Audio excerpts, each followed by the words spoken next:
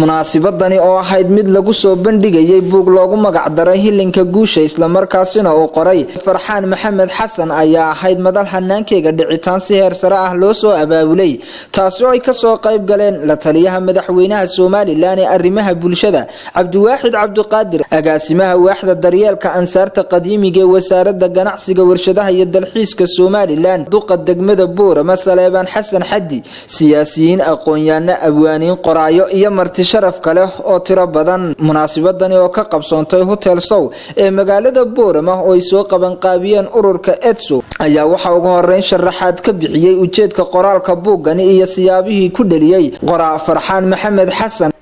buugan ujeedooyinkiisa ugu badnaa ee uu qoro waxa kamid ah in bulshadeennu guulaysato waxa ku jira hogaaminta waxa ku jira waa maxay maamulku waxa ku jira waa maxay ixtiraamku waxa ku jira waa maxay dhowl cadayntu maxay faa'iido leedahay anigoo jaamacadda ka baxay oo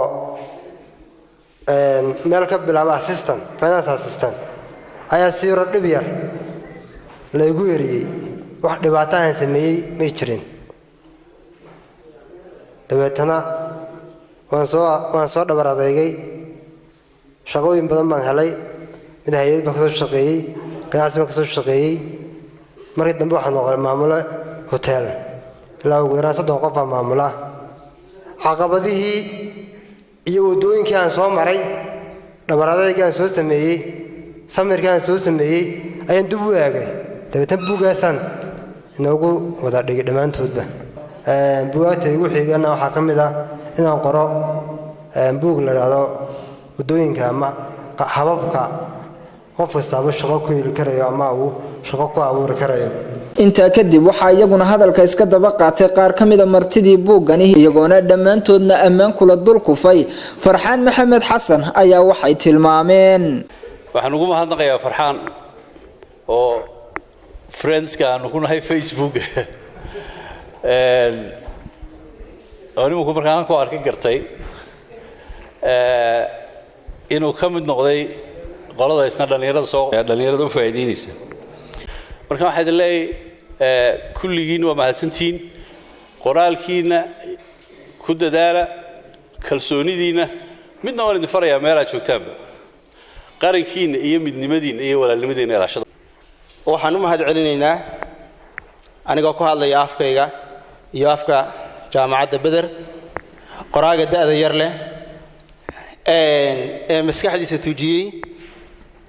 misana aan la fariisan ee magaalooyin badan intuu soo jibaaxay Boorama noogu keenay mudane Farxaan waxaan leenahay barakallahu fiik kan caawa Farxaan inoo wada waa mid runtii ina tusaya dariiqa saxda ah ee aynu ku guuleysan karno walaalayaal Farxaan waa inaan daaya runtii qaabka uu hadalka u dhigayay iyo waxa uu base ka dhigay waa wax inaga ina motivate gareynaya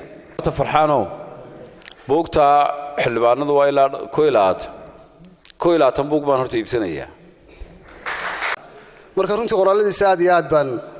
aan u akhriyo jiray imikana maskaxda iyo waqti badan buu geliyay sidoo uu bulshada inoogu tilmaami lahaa saynu u guulaysan lahayn inagoo dariiqa iyo wadooyinka oo inoo jeexay aynu marano oo ku dhaqmano oo qaadana waxaan rajaynayaa insha Allah taala inaynu markaa buugaagta ka faa'iideysano waa Cabsalaan Saaha telefishinka qaranka Jamhuuriyadda Soomaaliland magaalada Boorama